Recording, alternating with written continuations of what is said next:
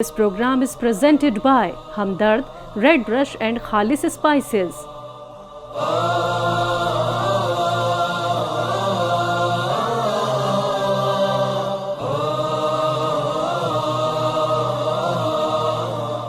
नाज़रीन किराम अस्सलाम वालेकुम वरहमतुल्लाहि वबरकातुहू। तहज़ीब टीवी पर आप सभी का इस्तकबाल है। मैं आपका मेज़बान आरिफ हसन और आप देख रहे हैं अपना पसंदीदा प्रोग्राम मशअल रमज़ान स्पेशल का बराह रास्त नशरिया।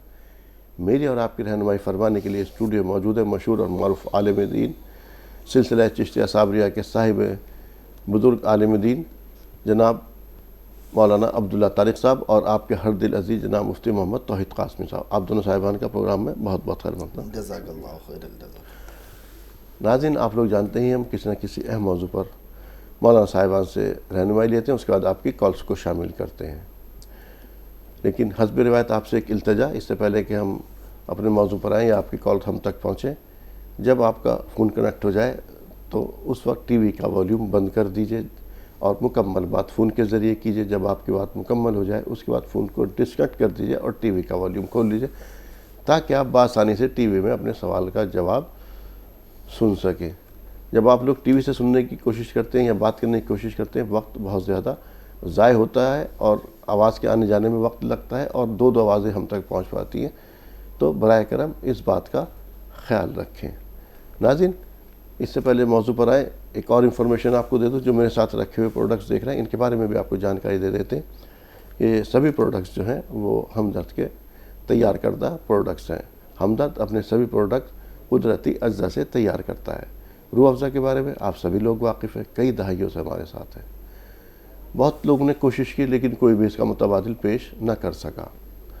अब हमदर्द ने जो डायबिटिक पेशेंट हैं यानी कि शुगर के पेशेंट हैं उनके लिए भी खुशखबरी है, क्योंकि अब हमदर्द ने रूह अफ़ज़ा को शुगर फ्री रूह अफ़ज़ा भी लॉन्च किया है। तो जो डायबिटिक पेशेंट हैं या शुगर के मरीज़ हैं वो भी अब इससे फ़ायदा उठा सकते हैं। दो स्क्वैश यहाँ मेरे साथ रखे हुए देख रहे हैं आप, एक लेमन है एक ऑरेंज है और कुछ और मशरूबात हैं जो रखे हुए आप देख रहे हैं यहाँ पर, जैसे कि शरबत संदल, शरबत खस और शरबत गुलाब है और साथ में ये रेड रश रखा हुआ है, ये एक एनर्जी ड्रिंक है। इन्हीं के साथ नारियल पानी भी आप रखा हुआ देख सकते हैं, इसका भी आप इस्तेमाल कर सकते हैं। साथ में एक और मशरूब है जाम शीरी, इसका भी आप इस्तेमाल कर सकते हैं। ये अलग अलग फ्लेवर में है कुछ मशरूबात और कुछ हमदर्द ने जो है रूह अफ़ज़ा के फ्यूजन टेट्रा पैक के अंदर भी लॉन्च किए हैं। ये दो फ्लेवर हैं, मैंगो और लीची, इसके साथ लस्सी और मिल्क शेक भी आप रखा हुआ देख सकते हैं।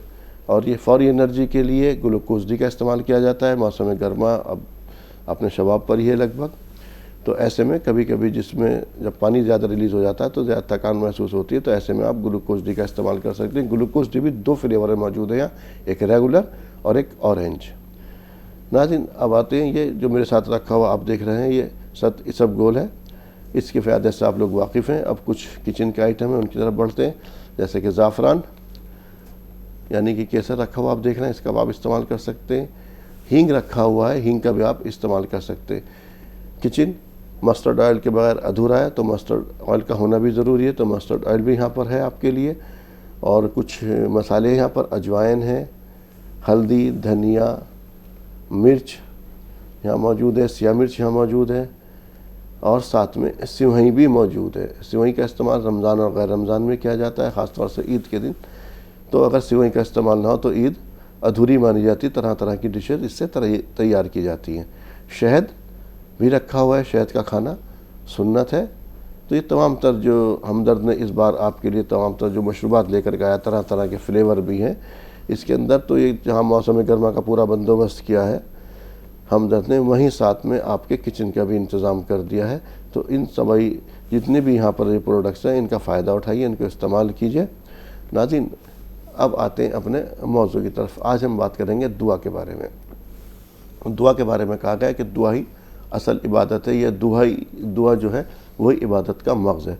और इस मामले में हमसे कोताही होती। हम इबादत जो समझते हैं वो ये समझते हैं कि हमने रोज़ा रख लिया, नमाज़ पढ़ ली, रात भर नफले, जैसे इस वक्त आखिरी जो अशरा चल रहा है इसके अंदर ताक़रातों के हवाले से, और या पूरे अशरे के अंदर ही कहा जाता है कि शब क़द्र को तलाश करो।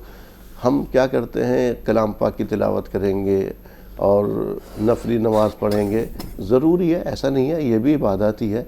लेकिन जो असल चीज़ है اللہ تعالیٰ سے مانگنے والی بات ہے. اس کے اندر ہم بس رسماً ہاتھ اٹھائے اور بات ختم ہو گئی. خاص طور سے جب ہم فرض نماز ادا کرتے ہیں نمازوں کے اندر تو یہ تمام چیزیں ہم نے دیکھی ہیں اس طرح سے. یہ ہم لوگوں سے کوتاہی ہوتی ہے.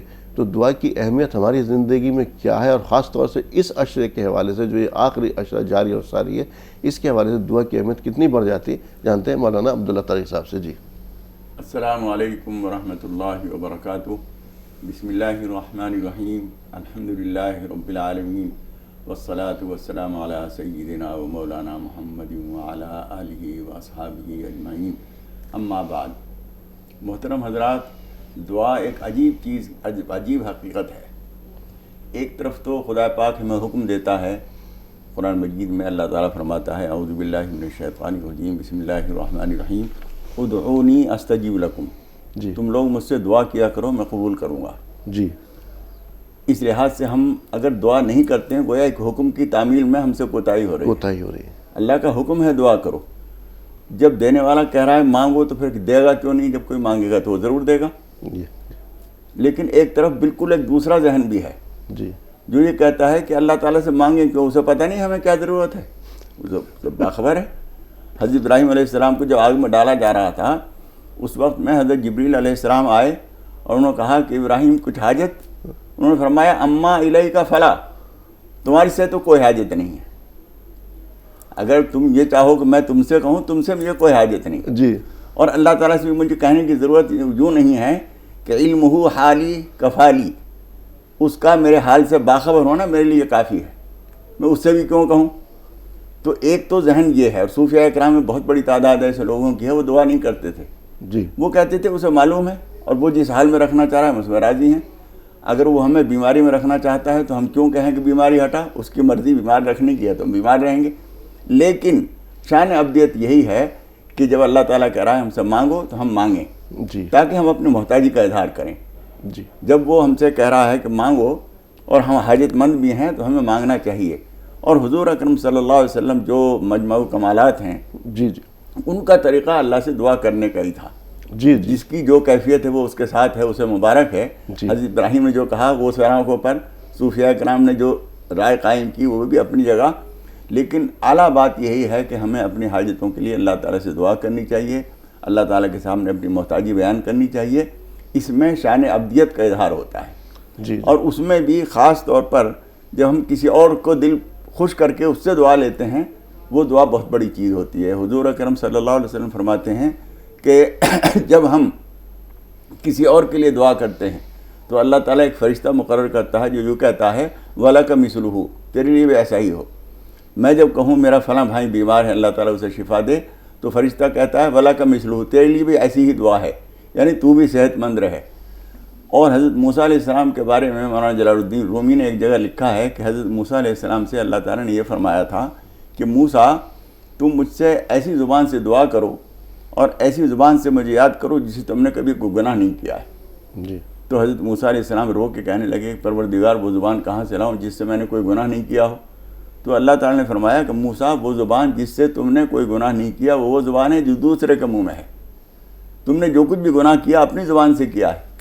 جب تم دوسرے کا دل خوش کرو گے، اس کے راحت پہنچاؤ گے، اس کی مدد کرو گے اور وہ تم سے کہے گا کہ اللہ تیرا بھلا کرے تو وہ ایسی زبان سے دعا ہوگی جس سے تم نے کوئی گناہ نہیں کیا ہے. جی اس لیے ہر انسان کے ساتھ اور خاص طور پر جیسا آپ نے کہا اس اخیر عشرے میں یہ خاص عشرہ ہے، نچوڑ ہے، خلاصہ ہے پورے رمضان کا آخری عشرہ. اسی میں وہ شب قدر بھی ہے جس کو 1000 مہینے سے بہتر کہا گیا ہے. اسی میں وہ 10 دن ہیں جس میں اعتکاف ہوتا ہے. اسی میں جو ہے آدمی تمام کمیوں کی تلافی کے لیے اللہ تعالیٰ سے دعا کرتا ہے. اسی میں صدقہ فطر کا وقت بھی آتا ہے اخیر میں جب اللہ تعالیٰ ایک اہم عبادت کا ہمیں موقع دیتا ہے. اور اسی میں چاہے زکوٰۃ کا اس مہینے سے کوئی تعلق نہ ہو لیکن ہمیشہ پوری دنیا میں اہل اسلام زکوٰۃ بھی اسی مہینے میں ادا کرنے کی کوشش کرتے ہیں تاکہ اجر بڑھ جائے. اس لیے یہ عشرہ خاص طور پر دعا کے لیے سب سے زیادہ موزوں ہے. اس میں دعا سے غافل نہیں ہونا چاہیے. اچھا مولانا صاحب ابھی آپ نے کہا کہ صوفیاء کرام کا یہ وہ دعا نہیں کیا کرتے حضرت ابراہیم علیہ السلام کا، تو پہلے میں اس مقام تک تو پہنچوں تو راضی برضائے رب اپنی زندگی کو چھوڑ دیا اس جگہ پر. صحیح بات. اور ظاہر سی بات ہے حضرت ابراہیم علیہ السلام کا آپ نے بات کی تو جبرائیل آئے تھے ان کو بھی تو معلوم تھا کہ اللہ کو میرا حال معلوم ہے، تبھی جبرائیل علیہ السلام یہاں پر آ گئے. جی اچھا مجھے ایک اس کے اور دوسرے پہلی طرف آتے ہیں کہ دوسروں سے ہم کہتے ہیں دعا کر رہے ہیں، جیسے مولانا صاحب نے بھی ابھی کہا. اس کے اندر تو حضرت اویس قرنی رحم اللہ کے ان سے بھی ثابت ہے اس بات کا، دوسرے دعا کرانے کے بارے میں ان سے بھی کہا تھا حضرت عمر فاروق تعالیٰ عنہ سے آپ صلی اللہ علیہ وسلم نے کہ جب وہ یہاں پر آئے تو ان سے اپنے حق میں دعا کرانا. جی مفتی صاحب. جی بالکل دعا کرانا ثابت ہے. پیارے آقا صلی اللہ علیہ وسلم نے ہی حضرت عمر رضی اللہ تعالیٰ عنہ سے فرمایا تھا، اور حضرت عمر رضی اللہ تعالیٰ عنہ اور حضرت علی رضی اللہ تعالیٰ عنہ جی دونوں آپ کو حجاج میں تلاش کیا کرتے تھے. جس سال آپ سے ملاقات ہوئی اس سال بھی تلاش کیا، اور وہ ایک جگہ اونٹ چراتے ہوئے جانور چراتے ہوئے ملاقات ہوئی، اور وہاں دعا کے لیے آپ جو ہے آپ رحمۃ اللہ علیہ سے کہا تو انہوں نے دعا فرمائی. پہلے تو روئے، وہ تفصیلی واقعات وقت نہیں ہے، بہرحال دعا کرائی، تو دعا کرانا ثابت ہے. دوسری بات یہ ہے کہ صحابہ کرام رضوان اللہ علیہم اجمعین نبی کریم صلی اللہ علیہ وسلم سے آ کر دعا کی درخواست کیا کرتے تھے. جی تو دعا کرانا بالکل سنت سے ثابت ہے، حدیث سے ثابت ہے، اس کے اندر کوئی مذائقہ نہیں ہے، بلکہ کہنا چاہیے. بعض جو اس پر کچھ اس طرح کی باتیں کرتے ہیں وہ میں سمجھتا ہوں کہ غیر مناسب ہے. لیکن میں دوسرے سے کہوں، اس سے بہتر یہ نہ ہے کہ میں اس کے ساتھ کوئی ایسا عمل کر دوں جو کہ خود بخود اس کے دل سے دعا نکلے. دیکھیے وہ بات اپنی جگہ بھی مولانا نے وضاحت سے بات کر دی کہ دوسرے کا دل جب ہم خوش کریں گے اس کے دل سے جو دعا نکلے گی، تو یہ تو بالکل برحق ہے کہ دل سے جو آہ نکلتی ہے اثر رکھتی ہے، پر نہیں طاقت پرواز مگر رکھتی ہے، کہ دل سے جو بات نکلتی ہے وہ ڈائریکٹ اللہ تعالیٰ سے جو ہے ٹچ ہوتی ہے، عرش سے ٹچ ہوتی ہے اور اللہ تبارک و تعالیٰ کے پاس پہنچتی ہے. بالکل برحق ہے کہ ہم ایسا کام کریں کہ جس سے خوش ہو کر کے جو ہمیں کوئی دعا دے، یہ اپنی جگہ. لیکن اللہ والوں سے دعا کے لیے کہنا یا اسی طریقے سے کسی سے دعا کے لیے کہنا یہ بھی جو ہے ثابت ہے، اور اس کا کرنا بھی درست ہے. دوسری ایک بات اہم یہ ہے کہ دعا کا معاملہ تو ایسا ہے کہ نبی صلی اللہ علیہ وسلم نے قدم قدم پہ سکھلائی ہے.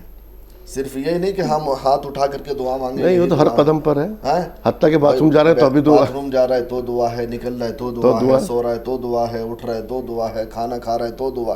یہ دعا کس لیے سکھلائی؟ دو باتیں ہیں. ایک بات تو یہ کہ دعا کی وجہ سے بندہ اللہ کے بہت زیادہ قریب ہو جاتا ہے. جی. دوسری بات یہ ہے کہ نماز کو اہم العبادات اور سب سے افضل عبادت قرار دیا. کیوں؟ اس لیے کہ اس میں آدمی اپنی پیشانی ناک رگڑتا ہے اللہ کے سامنے، اس میں سب سے زیادہ عجز و انکساری ہے. تو دعا مانگنے میں سب سے زیادہ، کسی سے مانگنے میں سب سے زیادہ ذلت ہے. تو یہاں بھی ایک طریقے سے جیسا کہ حضرت نے فرمایا کہ عبدیت کا اظہار ہے یہ، تو بالکل دعا مانگنے میں جو ہے اپنی عجز و انکساری اور اپنے آپ کو بالکل کمتر کر کے آدمی یا اپنے آپ کو ذلیل کر کے یہ کہہ لیجیے کسی دوسرے سے کوئی چیز طلب کرتا ہے، تو اللہ تبارک و تعالیٰ کے سامنے یہ عجز و انکساری اور یہ چیز جو ہے بہت اہم ہے، اور اللہ تعالیٰ اس کو پسند بھی کرتا ہے. اسی ضمن میں ایک بات کہہ دوں، ابھی حضرت نے آپ نے تفصیلی بات کی، واقعی یہ بزرگوں کا وطیرہ رہا حضرت ابراہیم علیہ السلام کا، لیکن ان کا بھی ایک بات یہ تھی کہ دو چیزیں ہیں. ایک تو ہے اللہ سے کسی چیز کا مانگنا، اور ایک ہے تکلیف کا دفع کرنا. تو جو بزرگوں کا معمول کچھ اس طرح کے ہے، یا حضرت ابراہیم علیہ السلام کا معاملہ تھا، وہ تکلیف کو ہٹانے کے لیے دعا نہیں کیا کرتے تھے، ویسے مانگنا وہ بھی کرتے تھے اور یہ بزرگ بھی کرتے ہیں. تو ایک تو کوئی چیز اللہ سے نعمتوں کا مانگنا، اللہ تعالیٰ سے یہ مانگنا، تو یہ تو بالکل سب، کوئی ایک بھی ایسا نہیں جو نہیں. لیکن ایک ہے کہ بھائی کوئی مصیبت آئی اللہ نے دی، اللہ خود دور کرے گا، اللہ مجھے دیکھ رہا، اللہ میرے حال سے واقف ہے، جیسے کہ حضرت ایوب علیہ السلام کا معاملہ ہے. تو خیر کل ملا کر کے بات یہ ہے کہ دعا ایسی چیز ہے کہ جس سے مفر نہیں ہے، اور جس سے اگر آدمی یہ چاہے کہ میں دعا کبھی نہ مانگوں تو میں سمجھتا ہوں کہ وہ اللہ تعالیٰ سے بیزاری کا اظہار کر رہا ہے اپنے لیے کہیں نہ کہیں. کیونکہ اللہ تعالیٰ جیسا حضرت نے ابھی فرمایا قرآن پاک کے اندر موجود ہے کہ تم دعا کرو میں تمہیں دوں گا. پھر نبی کریم صلی اللہ علیہ وسلم جو ہمارے لیے نمونہ ہے، مشعل راہ ہے، اور ہر عمل آپ صلی اللہ علیہ وسلم کا ہمارے لیے آپ فرما رہے کہ میرا اگر جوتے کا تسمہ بھی ٹوٹ جائے تو میں وہ بھی اللہ سے مانگوں گا. اور عبدیت کی شان یہی ہے، اور ہمارے بزرگوں کا اسلاف کا معمول بھی یہی ہمیں ملتا ہے. بلکہ نبی کریم صلی اللہ علیہ وسلم کا بھی معمول یہی تھا کہ کوئی بھی حالات ہوں، کوئی بھی معاملہ ہمیں پیش آئے تو ہم پہلے اللہ سے مانگیں، پھر جا کر کے اپنا کام کریں. تو یہ ایک بندے کی عبدیت کا سب سے اچھا معاملہ. اور اس میں حدیث شریف میں یہ بھی ہے من لم یسأل اللہ یغضب علیہ، جو اللہ سے دعا نہیں کرتا اللہ اس پہ ناراض ہوتا ہے. جی ضرور دعا کرنی چاہیے اللہ تعالیٰ سے. دعا ضرور کرنی چاہیے اور یقینی طور پر. لیکن اس بات اور وقت موقع ملے گا اس پر بھی جانیں گے کہ ہمارے کالرز بھی کہتے ہیں دعا تو ہم مانگتے ہیں قبول نہیں ہوتی. دوسری بات یہ ہے کہ کچھ شرائط بھی ہیں دعا کی. ون وے ٹریفک نہیں ہے یہ کہ تم اللہ کی نہ مانو اور اللہ کے آگے ہاتھ پھیلا دو. اللہ تمہاری تبھی سنے گا جب اس کی بھی سنو گے تم. لیکن تم میری بھی تو سنو. جی موقع ملے گا تو اس پہ بات کریں گے. 2 کالر شریف صاحب اور ایوب صاحب میرے ساتھ ہیں. پہلے شریف صاحب آپ سے مخاطب ہیں, فرمائیے کیا سوال ہے آپ کا. السلام علیکم ورحمۃ اللہ وبرکاتہ. وعلیکم السلام ورحمۃ اللہ. میرے 2 سوال ہے مفتی صاحب سے. جی یہ قرآن مجید اتاری کہاں گئی, پڑھی کہاں گئی اور سنائی کہاں گئی, یہ ایک سوال ہو گیا میرا. یہ ٹھیک ہے. صفیہ رضی اللہ عنہ میری ماں, صدیق بن عائشہ رضی اللہ عنہ میری ماں, اور میرے نبی عربی محمد صلی اللہ علیہ وسلم کون سے حج پر لے کر گئے تھے, ان کو میری رہنمائی ذرا اچھے سے کیا کون سے حج پر لے. چلیے جی دوسرا سوال. کلام پاک کہاں اتاری گئی, کہاں پڑھی گئی, کیا تھا سوال جی مفتی صاحب. دیکھیے اب ان کا کس پہلو سے ہے سوال, یہ تو ہم نہیں سمجھ پا رہے ہیں. لیکن بہرحال بات یہ ہے کہ قرآن کریم جو مکمل یک بارگی پورا کا پورا نازل ہوا آسمان دنیا پر, جیسا کہ شب قدر کے بارے میں آتا ہے انا انزلناہ فی لیلۃ القدر, کہ ہم نے قرآن کریم کو لیلۃ القدر میں نازل فرمایا. تو اس کے تعلق سے تو یہ ہے کہ ایک بارگی پورا آسمان دنیا پر نازل ہوا. اس کے بعد نبی کریم صلی اللہ علیہ وسلم پر جو اتارا گیا تو مکہ میں کچھ اتارا گیا, کچھ مدینہ میں اتارا گیا. اس میں بھی مکہ سے مطلب یہ نہیں ہے کہ مکہ شہر میں ہی ہو, باہر غار حرا میں بھی اسی طریقے سے باہر کہیں آپ جنگ کے موقع پر ہیں, کسی اور موقع پر ہیں, کسی کو دعوت دینے کے لیے گئے ہیں, تو مختلف جگہوں پر. اسی طریقے سے مدینہ منورہ میں بھی قرآن کریم اتارا گیا, پڑھا گیا. نبی کریم صلی اللہ علیہ وسلم نے پڑھ کر کے سنایا, صحابہ کرام نے اس کو نوٹ کیا, اس کو نقل کیا, مختلف چیزوں پر, چمڑوں پر, لکڑی پر اور مختلف چیزوں پر سنا گیا. تو صحابہ کرام نے نبی کریم صلی اللہ علیہ وسلم سے سنا.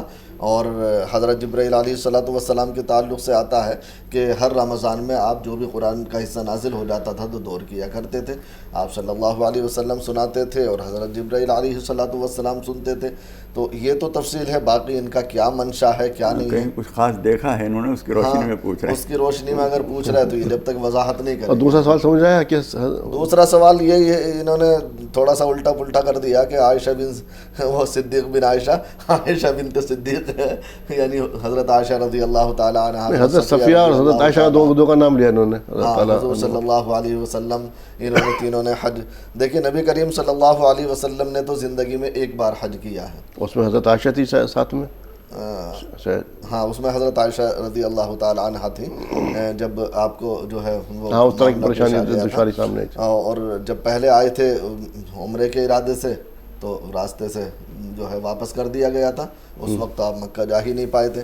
تو آپ صلی اللہ علیہ وسلم نے تو ایک ہی حج کیا ہے. البتہ یہ ہے کہ حضرت عائشہ صدیقہ رضی اللہ تعالیٰ عنہ دیگر صحابہ نے کئی حج کیے ہیں, چونکہ حضور صلی اللہ علیہ وسلم کی وفات کے بعد بھی جو زندہ رہے انہوں نے کیے. حضرت صفیہ رضی اللہ تعالیٰ عنہ حضور صلی اللہ علیہ وسلم کی پھوپھی تھیں, تو ان کے بارے میں باقاعدہ الگ سے تو کوئی تفصیل ہمارے مطلب میں یہ نہیں کہہ رہا کہ ہے ہی نہیں, لیکن حج کے تعلق سے ان کی حضرت صفیہ تعالیٰ تو بیوی تھی نا حضور صلی اللہ علیہ وسلم کی. ہاں حضرت کیوں صاحب صفیہ بیوی کہاں تھی؟ اچھا ہاں میمونہ تھی بیوی. تو ٹھیک ہے. ہاں تو بہرحال جو ہے آپ کے تعلق سے حج کے تعلق سے ایسی کوئی میرے ذہن میں روایت نہیں ہے کہ باقاعدہ آپ نے جو ہے حضور صلی اللہ علیہ وسلم کے ساتھ سفر حج کیا ہو. لیکن جب حضور صلی اللہ علیہ وسلم سفر کے حج کے لیے گئے تھے تو اس وقت تو تقریباً صحابہ کرام رضوان اللہ علیہم اجمعین پوری دنیا سے سمٹ کر جمع ہو گئے تھے. تقریباً یہ مان لیجیے کہ جیسے جیسے نبی صلی اللہ علیہ وسلم کے حج کی خبر لگی جہاں جہاں بھی پہنچی تو سارے سمٹ کر آ گئے. تو ہو سکتا ہے آپ بھی اس میں پہنچی ہوں, باقی ایسا. اور اگر آپ کے ذہن میں کوئی اور پہلو ہے تو آپ اس تعلق سے سوال کریں تو انشاءاللہ جواب دیا جائے گا. ایوب صاحب فرمائیے کیا سوال ہے آپ کا. ایوب صاحب لائن پر ہیں آپ؟ ہاں سن رہا ہوں, سنیا نا مطلب. جی فرمائیے.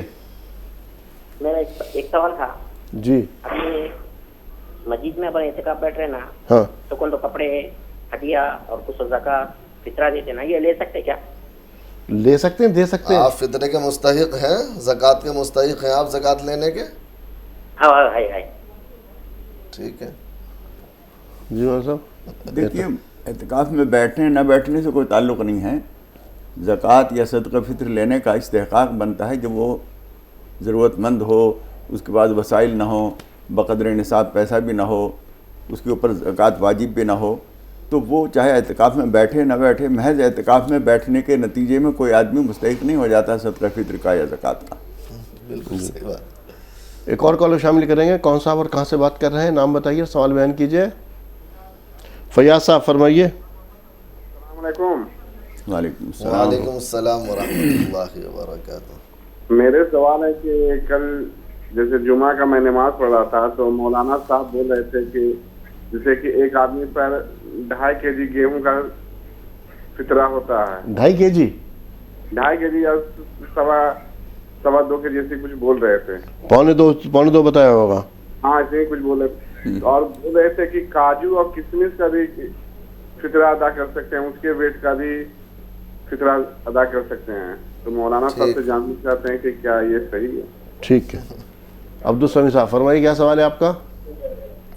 ہاں بھائی, رمضان کا جو 27واں شب ہے, ہاں, اس دن کا اہمیت کیا ہے؟ 26ویں شب کی 27واں کہتے ہیں رمضان کا 27 کا جو روزہ ہے. ٹھیک ہے. ہاں, 26ویں روزے کی اہمیت ہے, اس دن کیا کیا کرنا چاہیے, پریئر کیا کرنا چاہیے؟ جی مولانا صاحب وہ کہہ رہے ہیں کاجو اور کشمش کا بھی. دیکھیے کاجو کشمش یا کھجور وغیرہ یہ آدمی کی حیثیت کے حساب سے ہے. بہت سارے لوگ جو بیان کر رہے ہیں اس چیز کو, ان کا کہنے کا مقصد یہ ہوتا ہے کہ گیہوں سے دینا جو ہے کم سے کم مقدار ہے. اگر کوئی آدمی کو اللہ تعالیٰ نے گنجائش دی ہے تو وہ کھجوروں کی قیمت لگائے, کشمش کی قیمت لگائے, کاجو کی قیمت لگائے. تو وہ انہوں نے لازمی نہیں کہا ہوگا اس بات کو, بلکہ انہوں نے یہ کہا ہوگا کہ کم سے کم جو مقدار بنتی ہے وہ 2.25 سیر گیہوں یا 2.25 کلو گیہوں یا آٹا, اس کی قیمت, اور اگر اللہ تعالیٰ نے گنجائش دی ہے تو اس سے زیادہ کی قیمت لگا سکتے ہیں. کھجور کی تعداد شاید زیادہ ہے مولانا صاحب. ہاں 3.5 کلو 3.5 سیر 3.5 سیر کھجور کا. اگر کھجور آپ دے رہے ساری ہیں چیزیں جو کھجور کشمش, کاجو بھی ہے کیا؟ نہیں کاجو نہیں ہے اس میں, اس کے ساتھ جوڑ دیا ہوگا. اچھا. ہاں جی. 26واں کی بات ہے. اصل میں 26ویں تاریخ کی بات نہیں ہے, اصل میں وہ 27ویں شب جو 26 گزار کر آتی ہے اس کو لوگ 26 کے ساتھ بیان کر دیتے ہیں. 27ویں شب کا مسئلہ ہے جو کچھ بھی ہے وہ. اور وہ بہت سارے لوگوں نے یہ سمجھ رکھا ہے, جس مفتی صاحب نے اس روز بیان کیا تھا کہ لوگوں نے متعین طور پر یہ سمجھ لیا کہ 27ویں رات ہی شب قدر ہے. ایسا نہیں ہے. طاق راتوں میں سے ایک رات وہ بھی ہے. بعض حضرات کے نزدیک اس میں ہونے کی زیادہ امید ہوتی ہے, ورنہ دوسرے حضرات نے کسی نے 21 کو بہت زیادہ یقینی کہا ہے, کسی نے 23 کو بہت زیادہ یقینی کہا ہے. تو اس لیے 26ویں تاریخ کی کوئی اہمیت اصل نئی بات نہیں ہے. اصل اہمیت جو ہے 27ویں شب کی ہے. یہ ہمارے فرقہ جعفریہ ہے وہ جو ہے 27 کو ہی مناتا ہے. وہ 27 فکس ہے, اور وہ اس کے یہ 102 اعمال والعالم کیا اس طرح کی چیزیں وہ پھر پوری رات میں 27 تاریخ میں ہی کرتے ہیں. اور بھی بہت بڑا امت کا ایک طبقہ ہے 27 کو بالکل اب یہ چیزیں اہل سنت میں بھی تمام تر چیزیں آتی چلی جا رہی ہیں. جی بہرحال ان چیزوں سے بچنا چاہیے. یعنی یہ ہے کہ خاص نہیں کرنا چاہیے. میرا مقصد یہ ہے پورے 10 دن ہی ہمارے لیے پورے 10 دن ہے. جی. ثنا اور نسیمہ صاحبہ ہمارے ساتھ ہیں. ثنا صاحبہ فرمائیے, کیا سوال ہے آپ کا؟ ہلو, السلام علیکم رحمۃ اللہ وبرکاتہ. وعلیکم السلام وعلیکم السلام ورحمۃ اللہ وبرکاتہ. جی مفتی صاحب سے یہ معلوم کرنا تھا, ہر سال ہم لوگ لیڈیز پورے 4-5 گھر کے لیڈیز جمع ہو کے عید کے دن نماز پڑھ لیتے 6 رکعت 4 رکعت. تو ابھی اجتماع کے جیسا بیٹھ کے بول رہے لیڈیز میں کہ عید کی نماز قبول نہیں ہے, لیڈیز نہیں پڑھنا. تو یہ معلوم کرنا تھا مفتی. تو کیا اس میں امامت عورت کرتی ہے؟ جی جو امام بنتی ہے اس میں عورت امام بنتی ہے؟ ہاں نہیں, سب مل کے پڑھ لیتے امام, سب مل کے عید کی نماز پڑھ لیتے. ابھی بول رہے کہ عورت کو نہیں پڑھنا. ٹھیک ہے. نسیمہ صاحب آپ بھی فرمائیے, کیا سوال ہے آپ کا؟ ہاں السلام علیکم. وعلیکم السلام ورحمۃ اللہ وبرکاتہ. جی مجھے موبائل پہ بھی جواب دیجیے گا. جی جی فرمائیے, کیا سوال ہے آپ کا؟ ہاں تو میرے گھر میں بھائی شرابی ہے, تو وہ بہت شراب پی کر بہت ظلم کرتا ہے ہم پر, اور میں روزہ بھی رہتی ہوں. تو کیا اس سے روزہ ہو سکتا ہے؟ کیونکہ پوری بدبو نا پورے گھر میں پھیل جاتی ہے, سانس لینا پڑتا ہے, اس لیے کہہ رہی. تو آپ کے والد نہیں ہیں؟ نہیں ہے میرے والد. تو آپ ڈیپینڈ بھائی پر ہی ہیں. بھائی ایک ہے یا زیادہ ہے بھائی؟ ایک ہی بھائی ہے. تو انہی کی انکم سے پورا گھر چلتا ہے؟ ہاں انہی کے سارا دار و مدار انہی پر ہے, انہی کی کمائی پر چلتا ہے گھر؟ نہیں اس کو نہیں, میری امی پاپا کا بزنس کرتی ہے اور میں بچوں کو پڑھاتی ہوں تو اس سے ہوتا ہے. اور بھائی کچھ نہیں کرتا ہے؟ کرتا ہے, کماتا ہے, وہ نہیں دیتا گھر پر. ٹھیک ہے. دوسرا ہے جی تو روزداروں کے لیے اس میں یہ ہے کہ شراب کی حالت میں روزداروں کے لیے کچھ لا کر بانٹتا ہے, تو اس سے ہمارا روزگار ہو سکتا ہے. کیا نہیں؟ لیکن اس کی کمائی کا نیک ہی ہے. اچھا, اس کی کمائی سے آپ کا روزہ کھل سکتا ہے, شرابی کی کمائی سے؟ یہ سوال ہوا.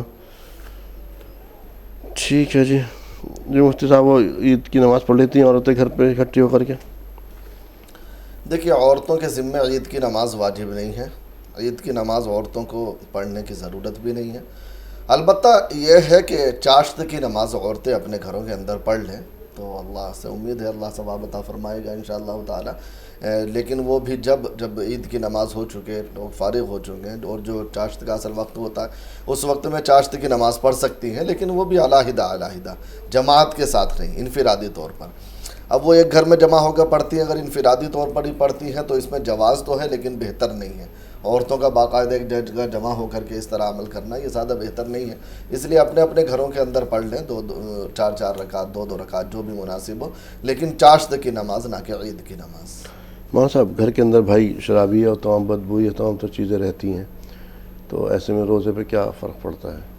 دیکھیے یہ بتا رہی ہیں یہ بھی کچھ کام کرتی ہیں جی. اگر یہ کام کرتی ہیں اور ان کی آمدنی سے ان کا گزارا ہو سکتا ہے, افطار بھی اس سے ہو سکتا ہے, تو زیادہ اچھا یہی ہے کہ اپنی حلال کمائی سے ہی افطار بھی کریں, سحری بھی کریں. اور وہ بھائی کچھ دیتا ہے تو اس کو لینے میں کوئی حرج نہیں ہے. شرابی ہونا الگ چیز ہے, لیکن وہ شراب سے کوئی کاروبار تو نہیں کر رہا ہے شراب کا, شراب خریدتا ہے اور پی لیتا ہے, باقی جو اس کی آمدنی ہے اس میں ایسی کوئی بات نہیں ہے, یہ لے سکتی ہیں اس کی مدد سے. میں کہہ رہے ہیں کہ اس پہ روزے پہ کیا فرق پڑے گا کہ گھر میں تمام بدبو رہتی ہے شراب کی, وہ شراب پی کے رہتے ہیں اس وقت میں؟ اس سے ان کو روکنے کی کوشش کی جائے اور اپنے آپ کو اس کو بدبو سے اور ہر چیز سے بچایا جائے. اگر وہ روکنے سے نہیں رکتا ہے تو کم از کم اس کا ایک گوشہ ہے, ایک کمرہ الگ کر دیا جائے کہ بھئی جو کچھ تمہیں کرنا ہے ادھر کر کے رہ کر کرو, سارے گھر کو نہ خراب کرو. لیکن یہ بچیاں ہیں, اگر یہ قابو نہیں پا سکتی ہیں تو کہہ رہی ہیں وہ بھائی ظلم بھی کرتا ہے ان پر, روزے بھی رہتی ہیں لوگ, تو وہ ان کی کہاں سنے گا ایسے میں؟ بہرحال اللہ سے دعا کیجئے کہ اللہ تعالیٰ اس کو بھی ہدایت دے اور تمہیں اس کی پریشانی سے نجات دے. بہرحال روزے پہ تو کوئی فرق نہیں پڑتا, یہ تو اپنی جگہ ہے, لیکن جب وہ اس طرح کے حالات ہیں تو اس کا کم سے کم بائیکاٹ کرنا چاہیے گھر والوں کو. تو گھر میں ایک وہی زبر ہے, مرد وہی دیتا بھی نہیں ہے, وہ کچھ کہہ تو رہی ہیں, کبھی کبھی دعوت ہی تو کرنا ہے افطاری کی, ویسے دیتا بھی نہیں ہے, وہ کہہ تو رہی ہیں. نہیں وہ تو ٹھیک ہے, کبھی کبھی افطاری دعوت کا سمجھ آنے والی بات ہے. اب وہ کہہ رہا ہے ظلم بھی کرتا ہے, وہ جب گھر میں مردی اکیلا, جب ماں باپ موجود ہیں, باپ نہیں ہے, نہیں ہے, باپ نہیں ہے, ماں اور بیٹی تو ہیں, تو بہرحال رشتہ داروں کو اس میں جو ہے انوالو ہونا چاہیے, اور کچھ نہ کچھ جو متعلقین ہیں, پڑوسی ہیں یا دیگر لوگ ہیں, ان کو جو ہے اس معاملے میں ان کے ساتھ آنا چاہیے. جی. مدبر صاحب اور امجد صاحب دو کالر ہیں ہمارے ساتھ. پہلے مدبر صاحب آپ فرمائیے کیا سوال ہے آپ کا؟ السلام علیکم. وعلیکم السلام ورحمۃ اللہ. میرا سوال یہ تھا کہ یہ جو سحری کھانے کے بعد کسی بچی لیڈیز کو یا کچھ بچی کو پیریڈ جو آ جاتے ہیں تو اس حالت میں کیا روزہ بدیا بتائیں کہ رہے گا یا کیا کرنا ہے؟ ٹھیک ہے, حالت ہے اس کی بات. ٹھیک ہے امجد صاحب آپ فرمائیے کیا سوال ہے آپ کا؟ السلام علیکم ورحمۃ اللہ وبرکاتہ. وعلیکم السلام. مولانا میرا دو سوال ہے. ایک سوال کیا ہے کہ تو ہمارے ایک مسجد کے ذمہ دار ادھر یہاں چندہ مانگ لیتے ہیں مسجد کے اوپر کو, وہ کمائی جو ایک آٹو ڈرائیور ہے وہ کمائی اس کی جو ہے نا سود پر سب پیسہ دیتا ہے. میں نے وہ سود چندہ دے دیا, دینے کے بعد چلے گیا, میں ان کو سمجھایا ایسا پیسہ نہیں لینا, وہ سب انہوں سود پر سب پیسہ دیتا ہے کر کے بول کے اس سے بولنے میں انہوں کیا بھی اس کا جواب بھی دیے نہیں, وہ چلے گئے چھپ کے. اور اس سے دوسرا میرا سوال کیا کہ تو اب ہمیں سبحان اللہ الحمدللہ لا الہ الا اللہ اللہ اکبر لا الہ الا اللہ جو پڑھتے ہیں نا, اس کے فائدے میں معلومات کرنا چاہتا ہوں, اور درود پڑھتا ہوں, درود کے فائدے کے بارے میں معلومات کرنا چاہتا ہوں. مجھ سے پہنچنے کے سوال آپ کو مسجد کے ذمہ دار والا چندہ وغیرہ. اب دیکھیے میری سمجھ میں جو آیا اس کے حساب سے تو یہ ہے کہ وہ دیتے ہیں تو انہوں نے ان سے روکنے کے لیے کہا کہ یہ پیسہ آپ نہ دیں، تو آپ نے اپنا فرض ادا کر دیا. آپ زبردستی تو یہاں کسی کے ساتھ کر نہیں سکتے اور ذمہ دار بھی وہ بنے ہوئے ہیں، تو بہرحال آپ اپنا فرض ادا کر دیا آپ نے. اللہ تعالیٰ اس کا اجر آپ کو دے گا. باقی وہ جو کر رہا ہے، اصل تو یہ ہے کہ جب ایسا معلوم ہے تو امام یا مؤذن یا جو بھی اس طرح کے علماء ہیں ان کو اس بارے میں بتا دینا چاہیے کلیئر طور پر مسجد میں ذمہ دار اور دیگر ذمہ داروں سے کہ یہ جائز نہیں ہے. باقی اگر وہ کر رہے ہیں تو گنہگار ہوں گے.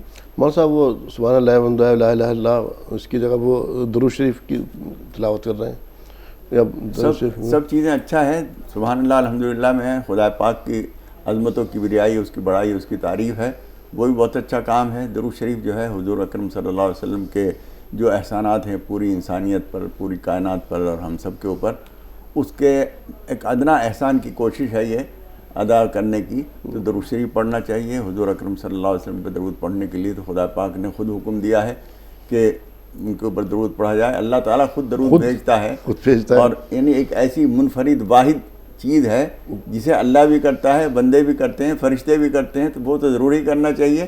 تو درود شریف پڑھنا جو ہے حضور اکرم صلی اللہ علیہ وسلم سے روحانی رابطے کا ایک بہت اچھا ذریعہ ہے. حتیٰ کہ ایک صاحب نے جب حضور اکرم صلی اللہ علیہ وسلم سے پوچھا کہ اللہ کے رسول میں کچھ وقت تسبیح کرتا ہوں، کچھ وقت یہ کرتا ہوں، کچھ وقت درود شریف پڑھتا ہوں، تو حضور نے فرمایا درود شریف پہ وقت بڑھانا چاہو تو اور بڑھا دو. انہوں نے پوچھا کہ 1/3 درود شریف باقی دوسری چیزیں، حضور نے فرمایا ٹھیک ہے اور چاہو تو اور بڑھا دو. انہوں نے کہا آدھا ٹائم درود شریف میں، آدھا دوسری چیزوں میں لگا دوں. حضور نے فرمایا ٹھیک ہے اور چاہو تو درود شریف اور بڑھا دو. تو انہوں نے کہا کہ پھر سارا وقت درود شریف میں لگا دوں. حضور اکرم صلی اللہ علیہ وسلم نے فرمایا اذن یکفیٰ ہمک، پھر تو تمہارے سارے معاملات ہی حل ہو جائیں گے. تو اس لیے درود شریف کی تو ایسی اہمیت ہے کہ اگر سب کچھ چھوڑ کے آدمی درود شریف میں ہی لگے، فرائض واجبات تو ضروری ہیں، باقی اس کے علاوہ دوسرے اذکار کے مقابلے میں درود شریف کی بہت اہمیت ہے. لیکن یہ فرائض اور واجبات جیسے مولانا صاحب نے کہا وہ ضروری ہے. میرے پاس سوال جمع ہے، لیکن اس سے پہلے ہم سوال کا جواب لیں. جو میرے ساتھ رکھے ہوئے پروڈکٹس ہیں ان کے بارے میں آپ کو جانکاری دے دوں. تمام تر پروڈکٹ ہمدرد کے تیار کردہ پروڈکٹس ہیں. ہمدرد اپنے سبھی پروڈکٹس جو ہے وہ قدرتی اجزاء سے تیار کرتا ہے. روح افزا سے آپ سبھی لوگ واقف ہیں اور بہت کمپنیز نے اس کا متبادل پیش کرنے کی کوشش کی، لیکن کوئی بھی اس کا متبادل پیش نہ کر سکا.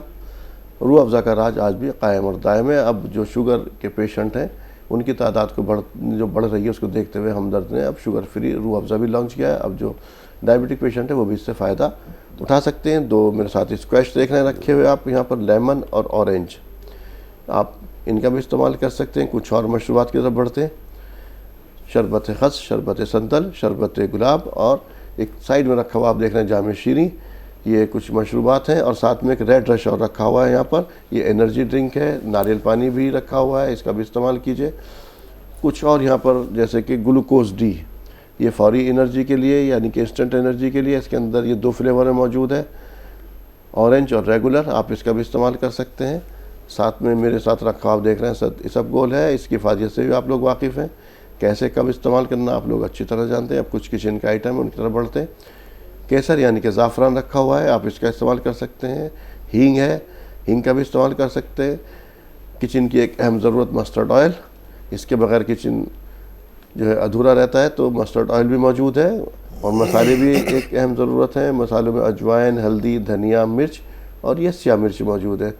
یہ کچن کا آئٹم ہے. اور ساتھ میں آپ کے عید کے لیے سیوئیں بھی موجود ہے. حالانکہ سیوئیں کا استعمال رمضان اور غیر رمضان دونوں میں کیا جاتا ہے، لیکن عید کے دن تو اگر سیوئیں نہ ہو تو ادھورا سمجھا جاتا ہے. اور ساتھ میں شہد کی فائدت سے آپ لوگ واقف ہیں. شہد کھانا سنت ہے، اس کے بارے میں کہا بھی آپ صلی اللہ علیہ وسلم نے کہ جس نے 3 مرتبہ شہد کا استعمال کیا مہینے میں وہ مہلک امراض سے دور رہے گا. تو ہمدرد آپ کے لیے پورا بھرپور خزانہ جہاں موسم گرما کا لے کر کے آئے، وہیں آپ کے کچن کا بھی انتظام اس نے کیا ہے اور آپ کا کی صحت کا بھی خیال رکھا ہے. تو ان تمام تر چیزوں کو استعمال کیجئے اور ان سے فائدہ اٹھائیے. اب میرے پاس ایک سوال موجود ہے مدبر صاحب کا، مفتی صاحب، حیض کے حوالے سے.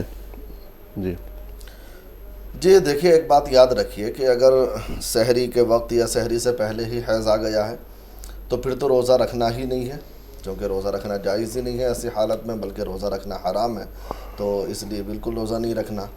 اور اگر سحری کھا لی تھی اس کے بعد دن میں کسی وقت آیا ہے، جیسے پہلے بھی سوال آیا کہ 1 گھنٹہ پہلے، 2 گھنٹہ پہلے، یا دن میں کسی وقت بھی حیض آیا ہے، تو بہرحال ایسے حالت میں ایسی پوزیشن میں وہ روزہ ٹوٹ جاتا ہے, روزہ ختم ہو جاتا ہے, اس کی قضا بعد میں کرنی پڑے گی.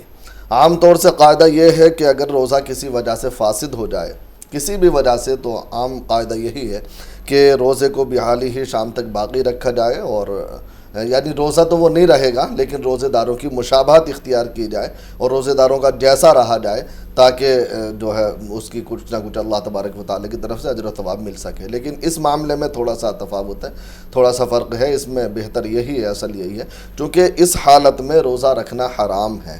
باقی روزہ کسی اور وجہ سے فاسد ہوتا ہے تو وہاں حرمت وہ نہیں ہے, ایک عارض کی وجہ سے معاملہ دوسرا آ گیا.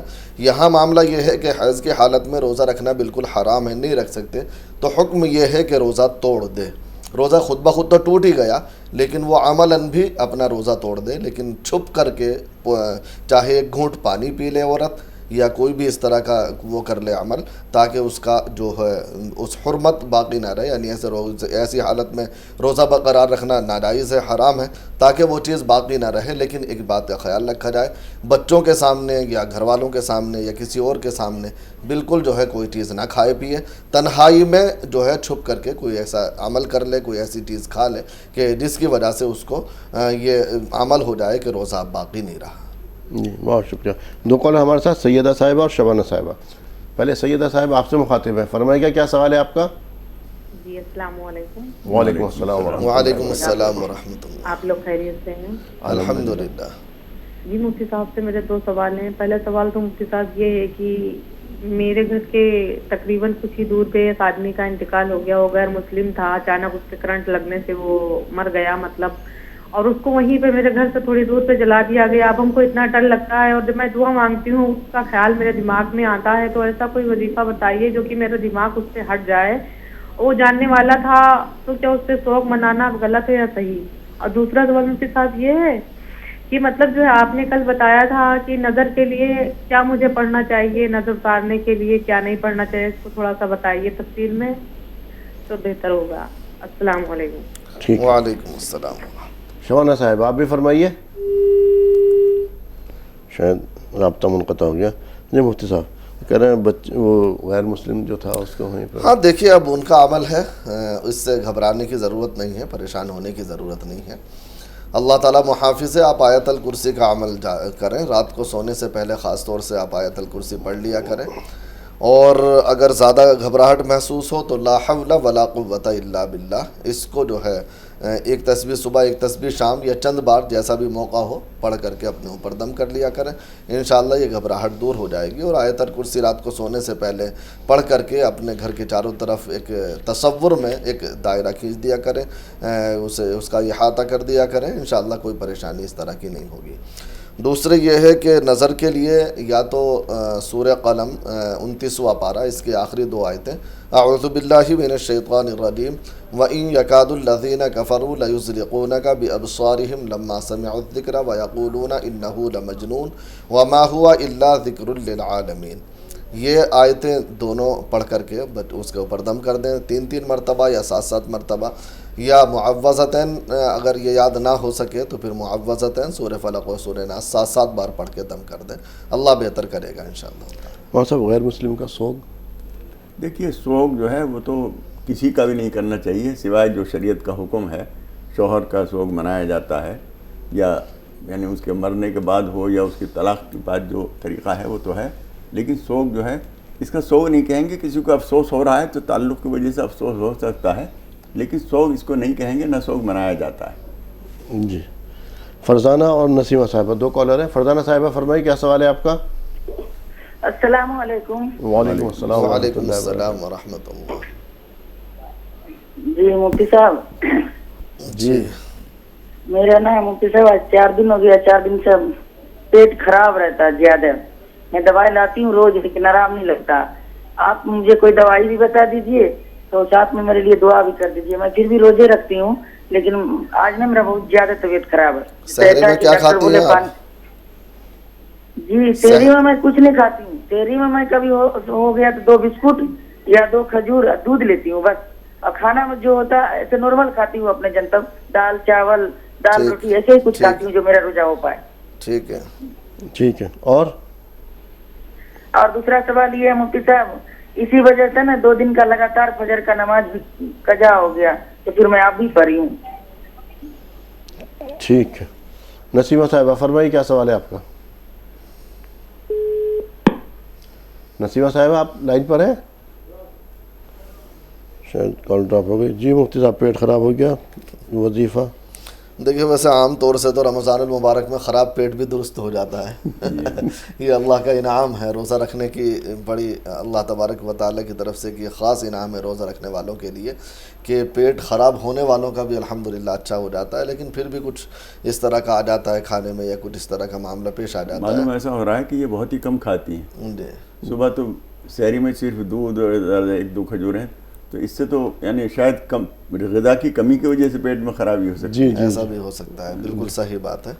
तो बहरहाल ये है कि इतना तो खाएं कि पूरे दिन अपना कुछ इबादत की जो है बाकी रहे इबादत का मामला, और दिन में नमाज तिलावत वगैरह दीगर काम करती रहें, तो इतना कुछ खाए भी।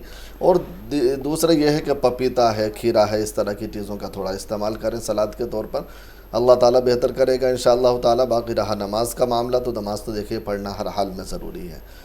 अगर कुछ इस तरह का आरिज़ा भी है तो उससे फारिग होकर या उससे निपट करके या पाक साफ़ हो करके जो है नमाज तो ज़रूर पढ़ें, नमाज टालें नहीं। हाँ, किसी वजह से अगर आँख नहीं खुली, मजबूरी की बात है, कोशिश करें, नहीं खुली तो बहरहाल जब भी आँख खुले उसी वक्त पढ़ लें, ज़्यादा मुअख्खर ना करें। हाँ, सूरज निकलना अगर शुरू ही हुआ है तो उस वक्त तो थोड़ा 15-20 मिनट इंतज़ार कर लें, वरना तो बाकी जब भी आँख खुले उसी वक्त नमाज़ पढ़ लें आप फजर की। नाजिया साहिबा और यास्मीन साहिबा, 2 कॉलर हमारे साथ हैं। नाजिया, पहले आपसे मुखातिब है, फरमाइए क्या सवाल है आपका। अस्सलाम वालेकुम। वालेकुम अस्सलाम व रहमतुल्लाहि व बरकातहू। मेरा 3 सवाल है भाई साहब। जी सवाल है कि जैसे कि कल सुबह कह रहे कि रात की तहज्जुद में बोला जाता है कि एक मिनट, आहिस्ता आहिस्ता आहिस्ता, थोड़ा ठहर करके, क्या बताया, पहला सवाल बताइए। जैसे कि कल शब कदर की रात में तालीम बोलता है कि तहज्जुद में थोड़ा सोना चाहिए, तो कल इंसान तो रात भर जागता है, ठीक है, फिर भी हम तहज्जुद पढ़ लेते हैं। ठीक है, ठीक है। और ये बताना है हमको पूछना है कि सलातुल तौबा और सलातुल हाजत की नमाज का तरीका हम बताइए। कोई भी सूरह लगा कर पढ़ सकते हैं, अब किस वक्त पढ़ा जाता है, ठीक है। और तीसरा सवाल ये है कि रमजान में अगर मस्जिद में कुरान शरीफ दिया जाए तो उसकी क्या फजीलत है, किसी गरीब को इंसान को देना ज़्यादा सवाब है कि मस्जिद में देना ज़्यादा सवाब है। कलाम पाक का हदिया, ठीक है। यास्मीन साहब आप फरमाइए क्या सवाल है आपका। हेलो, अस्सलाम वालेकुम। वालेकुम अस्सलाम व रहमतुल्लाहि व बरकातहू। वो जो रोजा टूट जाते हैं उसके 2 महीने तक लगातार रोजे रखने पड़ते हैं, लेकिन जो महामारी की वजह से फिर छूट जाए, फिर उनको कैसे पूरा करें। ठीक है, ठीक है। और कोई सवाल। ठीक जी मुफ्ती साहब बताइए, हैज की वजह से रोज़ा टूट जाए फिर क्या करें। देखिए एक बात याद रखिए कि वो 2 महीने के लगातार जो रोज़े रखने पड़ते हैं वो उस वक्त है कि बग़ैर किसी उज़्र के जानबूझकर रोज़ा तोड़ दे। अगर किसी वजह से ख़ुद रोज़ा टूट गया या कोई आर्ज़ा पेश आ गया कि बीमारी हो गई, इतनी बीमारी कि रोज़ा तोड़े बगैर चारा कार नहीं है, या हैज़ व निफास का मामला आ गया, तो ऐसी सूरत में चूँकि अपना दखल नहीं है, अल्लाह ताला माफ़ करने वाला है और अल्लाह ने ख़ुद ऐसे हालत में रोज़ा रखने से वो किया है, तो ऐसी हालत में जो रोज़ा टूटा है उसकी क़ज़ा होगी और बाद में जो रोज़े छूटेंगे उनकी क़ज़ा होगी। यहाँ कफ़ारे का मामला नहीं है। कफ़ारा जब होता है बग़ैर किसी उज़्र के ऐसी चीज़ से रोज़ा तोड़ा जाए जो ग़िज़ा में आती है या इस तरह की चीज़ें हैं, उनसे अगर जानबूझकर बग़ैर किसी उज़्र के रोज़ा तोड़ा जाए, जब कफ़ारा होता है हैज़ व निफास वगैरह की वजह से, ना तो कफ़ारा होता है और ना कोई गुनाह होता, क्योंकि इसमें अपना कोई दखल ही नहीं है, तो इसमें गुनाह भी नहीं है। बहरहाल ये है कि जैसा अभी थोड़ी देर पहले भी कॉल आई थी कि अगर दरमियान में इस तरह का मामला पेश आ जाए तो रोज़ा तोड़ दे और बाद में इसकी क़ज़ा कर ले बस। मौलाना साहब वो कह रहे हैं शब क़द्र में जैसे पूरी रात जागते हैं तो उसमें है कि थोड़ा देर तहज्जुद के लिए सोना ज़रूरी है, ये उनका सवाल है। तो अब इसके अंदर तो हम पूरी रात जागते हैं तो हम पढ़ ही लेते हैं, तो तब भी हम तहज्जुद पढ़ लेते हैं। नहीं, सोना ज़रूरी नहीं है, पूरी रात अगर जागे तो बहुत अच्छी बात है। हाँ, तो ये तो पूरी रात की मसला है। असल में कुरान मजीद की एक आयत की वजह से बहुत सारे लोगों को मुगालता होता है कि सोने के बाद जब उठते हैं ततजाफा जुनूबहुम अनिल मज़ाज, कुरान मजीद में कहा गया है कि उन अल्लाह के नेक बंदों के पहलू ख्वाबगाहों से यानी बिस्तरों से अलग रहते हैं, यानी जानमाज़ पे खड़े रहते हैं, सोते नहीं हैं। ये उनकी खूबी बयान की गई है, लेकिन ये नहीं है कि जब तक हम सो के नहीं उठेंगे उस वक्त तक तहज्जुद नहीं होगी। हदीस शरीफ में तो यहाँ तक है कि अगर कोई आदमी تہجد پڑھنا چاہتا ہے اور اسے شبہ ہے کہ شاید نہیں اٹھ سکے گا، تو عشاء کی نماز کے بعد بھی اگر چند رکعت وہ پڑھ لے تہجد کی نیت سے تو بھی تہجد ادا ہو جاتا ہے۔ سونا ضروری نہیں، اور خاص طور پر شب قدر وغیرہ یا خاص راتوں میں پوری رات جاگے آدمی تو بہت اچھا ہے، کوئی شرط نہیں ہے، سوئے ضرور۔ جی صلاۃ التوبہ صلاۃ الحاجہ، دیکھیے صلاۃ التوبہ اور صلاۃ الحاجہ کے لیے کوئی صورتیں مقرر نہیں ہیں۔ اگر کوئی حافظ ہے جس کو صورتیں یاد ہیں وہ آیتیں، تو جن آیتوں میں استغفار کا مضمون ہے، توبہ کا مضمون ہے، وہ دعائیں، جیسے مثال کے طور پر سورہ بقرہ کے آخری آیتیں ہیں جس میں مغفرت وغیرہ کا مضمون ہے، وہ آیتیں ہیں، یا قرآن مجید کی دوسری آیتیں ہیں، وہ اگر پڑھ لی جائیں تو بہت اچھا ہے، ورنہ جو سی صورت چاہیں پڑھ سکتے ہیں۔ اور حاجت، نماز حاجت میں بھی جو صورت چاہیں پڑھ سکتے ہیں، کوئی پابندی نہیں ہے۔ اچھا، وہ کہنا ہے کلام پاک کو جو اگر ہدیہ کرنا چاہ رہے ہیں تو یہ مسجد میں بہتر ہے یا کسی غریب آدمی کو؟ اچھا یہ ہے کہ مسجد میں، اگر عام طور پر شہروں تو مسجدوں میں اتنے قرآن مجید ہوتے ہیں کہ اتنے پڑھنے کی نوبت بھی نہیں آتی۔ ہم نے یہ دیکھا ہے گاؤں دیہات کے چھوٹے قصبات، چھوٹے گاؤں کے اندر قرآن مجید بہت کم ہوتے ہیں مسجدوں کے اندر، تو پتہ لگائیے اگر قرآن مجید مسجد میں نہیں ہے یا بہت بوسیدہ ہیں یا پھٹے ہوئے ہیں تو وہاں رکھنا بہتر ہے، وہاں بہت سارے لوگ پڑھیں گے۔ اور اگر مسجد میں قرآن مجید موجود ہے تو پھر کسی غریب آدمی کو دینا زیادہ اچھا ہے۔ جی بہت شکریہ۔ دو کالر شبانہ اور شمشاد صاحبہ ہمارے ساتھ ہیں۔ شبانہ صاحبہ فرمائیے کیا سوال ہے آپ کا؟ وعلیکم السلام ورحمۃ اللہ وبرکاتہ۔ عارف بھائی، میرے 3 سوال ہیں اور تینوں کے جواب بھی مجھے فون پہ سننے ہیں کیونکہ میرا ٹی وی بند ہے، آپ فون مت کاٹیے گا میرا۔ ٹھیک ہے۔ میرا یہ سوال ہے کہ میں رات کو جاگنے والی راتوں میں جاگ نہیں پا رہی ہوں، صرف 4 بجے ہی اٹھ پاتی ہوں کیونکہ باہر کام کرنے جاتی ہوں، اس وجہ سے میں جاگ نہیں سکتی، نہیں تو وہاں نیند آئے گی مجھ کو۔ تو میرے کو بتائیے کہ میں کیا کروں، کس طریقے سے جاگ سکوں، جو جاگتی ہوں اس میں شمار ہو جائے گا میرا، نہیں ہوئے گا۔ اور دوسرا یہ ہے کہ میری امی کی طبیعت ٹھیک نہیں ہے اور وہ پھر بھی روزے رکھ رہی ہیں، میں ان کو کہتی ہوں کہ روزہ مت رکھو تو کہیں میں گناہ گار تو نہیں ہو رہی، پھر بھی وہ رکھتی ہیں، کہنا نہیں مانتے ہیں۔ کیا پریشانی ان کو؟ ان کو جوڑوں کی تکلیف ہے، خون کی کمی ہے، آنکھوں میں موتیاں ہے، سبھی پرابلمس ہیں۔ ٹھیک ہے۔ اور تیسرا یہ کہ میرا بھائی ہے، کافی بڑا ہے ایج میں، وہ بالکل روزے نہیں رکھ رہا، نماز بھی نہیں پڑھ رہا ہے، بولتی ہوں تو چپ ہو جاتا ہے، بولتا کچھ نہیں ہے، آپ کتنا بھی سمجھا لو سمجھ میں نہیں آتا ہے۔ کہیں اسی کی وجہ سے تو ہمارے گھر میں یہ سب پریشانی نہیں ہے کہ نہ قرآن شریف ختم ہو رہا ہے ہمارا، نہ جاگ پا رہے ہیں، کچھ بھی نہیں ہو پا رہا ہے، تھوڑا سا۔ ٹھیک ہے۔ شمشاد صاحب آپ بھی فرمائیے کیا سوال ہے آپ کا؟ السلام علیکم۔ وعلیکم السلام ورحمۃ اللہ وبرکاتہ۔ میرے 2 سوال ہیں۔ جی۔ ایک سوال تو یہ ہے کہ ہم لوگ گھر میں 7 قرآن ختم کر چکے ہیں، گھر میں کوئی آدمی نہیں ہے، اور کیا بولے کوئی حضرت کو بلا کے بخشوانا ہے کہ ہم ہی نیت کر لیے تو بہت ہے۔ اور پھر دوسرا سوال یہ ہے کہ ہمارے بھائی ہیں اور ہمارے امی ابا کا انتقال ہو چکا ہے اور ان کی جائیداد بہت سی تھی، اور کیا بولے گاؤں میں 35 لاکھ روپے کا کھیت بیچے، گھر میں بمبئی میں بھی کیا بولے 1 کروڑ کی جائیداد ہے، لیکن ابھی دیے ہیں تو صرف 10,000 روپیہ زکوٰۃ کے طور پہ دیے ہیں۔ یہ ہم کو لینا ضروری ہے یا نہیں لینا ہے؟ نہیں، زکوٰۃ جائیداد ان کی تھی، زکوٰۃ آپ کیوں دے رہی ہیں؟ نہیں، بھائی دیے ہمیں زکوٰۃ۔ اچھا، بھائی نے آپ کو زکوٰۃ دی ہے تو آپ جو ہے 10,000 روپیہ دیے۔ نہیں، 10,000 روپے زکوٰۃ ہے، آپ جو ہے زکوٰۃ مستحق ہیں؟ ہاں، ہم بہت غریب ہیں، ہمارے گھر میں کوئی کمانے والے نہیں ہیں۔ یہ جو جائیداد آپ نے بتائی یہ آپ کے والد صاحب کی ہے، بھائی کی ہے جائیداد؟ نہیں، ہمارے والد صاحب کی ہے پوری جائیداد، ہماری والد صاحب کی، لیکن اس میں حصہ بھی کچھ بھی نہیں دیے، صرف رمضان میں 10,000 روپیہ دے دیے۔ یہ تو ہمارے امی ابا جیسے اس سے زیادہ دیتے تھے، لیکن یہ بار ہم کو 10,000 روپئے ہی دیے اور جائیداد میں تو کچھ حصہ بھی نہیں دیا، ہم بہت غریب ہیں۔ ٹھیک، بات پہنچ گئی آپ کی۔ جی مفتی صاحب، رات کو جاگنا نہیں جاگ پا رہی ہیں، صبح 4 بجے اٹھ پا رہی ہیں؟ دیکھیں، سب سے پہلے بات تو یہ ہے کہ رات کو جاگنا مقصد نہیں ہے، عبادت مقصد ہے، اور رات کو جاگنا کوئی فرض بھی نہیں ہے شب قدر میں۔ سب سے پہلی بات تو یہ ہے کہ یقینی طور پر تو ہے نہیں، امکانات ہیں۔ دوسری بات یہ کہ آپ کو دن میں کام کاج کرنا ہے تو آپ عشاء کی نماز کے بعد جو ہو سکتا ہے چند منٹ آپ اس عبادات کر لیں، کوئی تسبیحات پڑھ لیں, نماز پڑھ لیں نفل, یا کچھ اس طرح کا معاملہ کر لیں. پھر جب 4 بجے اٹھیں آپ اس وقت سحری میں تھوڑی بہت عبادت کر لیں جو بھی ہو سکتا ہے. باقی آپ سو جائیں, انشاءاللہ کوئی سونا گناہ نہیں ہے. یا شب قدر یقینی بھی ہو تب بھی سونا گناہ تو نہیں ہے, لیکن یہ ہے کہ معلوم ہو جائے تو پھر تو قدر کرنی چاہیے اس کی. تو یہ تو امکان والا معاملہ ہے, یقینی معاملہ نہیں ہے. اس لیے آپ کو دن میں کام کرنا ہے تو آپ بے فکر سو جائیے. سونے سے پہلے اور اٹھنے کے بعد جو ہو سکتا ہے وہ عبادات کر لیجیے آپ.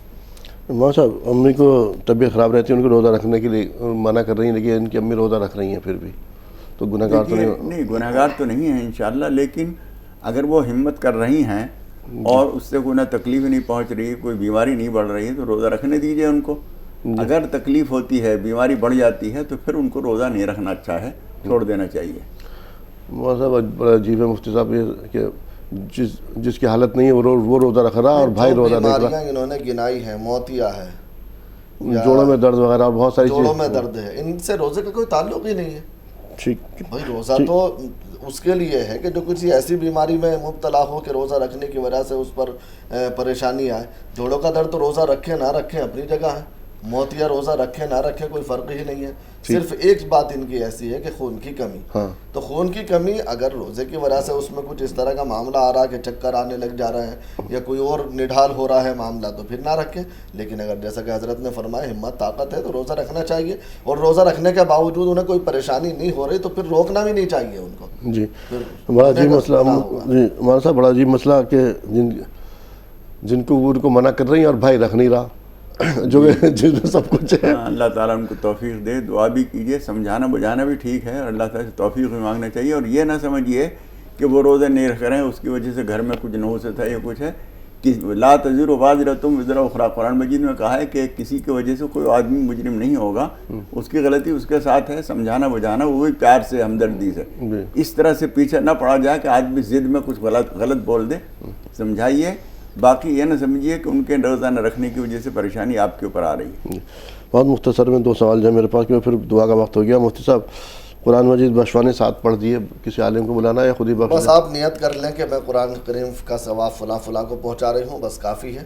یا آپ اپنے طور پر دعا کر لیں, کسی کو بلانے کی ضرورت نہیں ہے. یہ سوال حالانکہ بہت اہمیت کا حامل ہے مولانا صاحب, اس میں ویسے کل بھی ہم تفصیلی بات کریں گے. اس وقت مختصر میں بتا دیجیے, بھائی نے 10,000 روپے زکوٰۃ کے تو بھیج دیے اور حصہ دیا نہیں. دیکھیے بہت ضروری تھا کہ بہنوں کو ان کا حصہ دیا جاتا, وہ لازمی حق ہے. اگر وہ نہیں دیں گے تو دنیا میں بھی کوئی نہ کوئی مصیبت آ سکتی ہے, اور خدا پاک کی طرف سے بعد میں خدا نہ خواستہ اس کی بہت سخت پکڑ ہوگی. ان کو اللہ سے ڈرنا چاہیے. جس کی لاٹھی اس کے بھینس کا قانون نہیں چلنا چاہیے کہ بھائی ہے اور جائیداد پہ ان کا قبضہ ہے تو وہ جو چاہیں کریں. ایسا نہیں ہے, جس کا جو حق ہے اسے دینا ضروری ہے. اور یہ چونکہ بہت زیادہ مجبور ہیں, پریشان ہیں, تو زکوٰۃ کا پیسہ بھی اگر ان کو دیا جا رہا ہے تو یہ استعمال کر سکتی ہیں. جی ناظرین, پروگرام میں وقت دعا ہے. آپ سبھی سے التماس ہے بارگاہ الہی میں دست دراز کیجیے. مولانا صاحب دعا فرمائیں گے. جی مولانا صاحب. اللہم صلی علی سیدنا و مولانا محمد وعلی آل سیدنا و مولانا محمد کما صلیت علی ابراہیم وعلی آل ابراہیم انک حمید مجید. ربنا ظلمنا انفسنا وان لم تغفر لنا وترحمنا لنكونن من الخاسرین. رب اغفر وارحم وتجاوز عما تعلم انك انت الاعز الاکرم. ربنا اغفر لنا ذنوبنا واسرافنا في امرنا وثبت اقدامنا وانصرنا على القوم الكافرین. اللهم متعنا باسماعنا وابصارنا وقوتنا ما احييتنا واجعله الوارث منا. اللهم اجعل ثارنا على من ظلمنا وانصرنا على من عادانا ولا تجعل مصیبتنا فی دیننا ولا تجعل الدنیا اکبر ہمنا ولا مبلغ علمنا ولا غایۃ رغبتنا. اللہم ارحمنا ولا تسلط علینا من لا یرحمنا. اللہم اقض حاجاتنا واستر عوراتنا وکلنا معینا وظہیرا. الہ العالمین ہم سب کے گناہوں کو معاف فرما. الہ العالمین جو روزے سے اور نماز سے اور تراویح سے اور عبادات سے محروم ہیں ان کو بھی اپنے کرم سے توفیق عطا فرما. سارے انسانوں کے دل تیرے ہاتھ میں ہیں, جس کو جدھر چاہتا ہے موڑ سکتا ہے. پروردگار ہم سب کے دلوں کو گناہ سے طاعت کی طرف, نافرمانی سے فرما برداری کی طرف, برائی سے خیر کی طرف موڑ دے. اور جو لوگ جو عبادتوں میں لگے ہوئے ہیں پروردگار ان کو عبادتیں کرنا آسان بھی فرما, اور ان کی عبادت کو صحیح کرنے کی توفیق بھی عطا فرما, ان کو قبول فرما. الہ العالمین ہر طرح کی حاجتیں ہماری اپنے کرم سے پوری فرما. وصلی اللہ تعالی علی خیر خلقہ محمد وآلہ واصحابہ اجمعین برحمتک یا ارحم. اب آپ دونوں صاحبان کا پروگرام میں تشریف آوری کے لیے اور میری اور تمام تر ناظرین کی رہنمائی فرمانے کے تہہ دل سے شکریہ۔ ناظرین آپ سے اجازت لینے کا وقت ہو گیا۔ ساتھ میں جو آپ میرے ساتھ رکھے پروڈکٹس دیکھ رہے ہیں تمام تر یہ پروڈکٹ ہمدرد کے تیار کردہ پروڈکٹس ہیں، اور ہمدرد اپنے سبھی پروڈکٹ قدرتی اجزاء سے تیار کرتا ہے۔ طرح طرح کے مشروبات طرح طرح کے فلیور کے اندر موجود ہیں۔ یہ موسم گرما میں آپ ان کا مزہ لے سکتے ہیں۔ کچھ فیوژن ٹیٹرا پیک کے اندر ہی موجود ہیں، ان کا بھی آپ مزہ لے سکتے ہیں۔ کچھ کچن کے آئٹم بھی موجود ہیں جو خالص اسپائسیز ہیں، دھنیا، ہلدی، مرچ، اجوائن وغیرہ، اور سیاہ مرچ ہے، سیوئی بھی ہے، شہد موجود ہے یہاں پہ، گلوکوز ڈی وغیرہ۔ تو ان سب کا فائدہ اٹھائیے اور ان سب کو استعمال کیجیے، اور مجھے دیجیے اجازت۔ السلام علیکم ورحمۃ اللہ وبرکاتہ۔ This program is presented by Hamdard, Red Brush and Khalis Spices.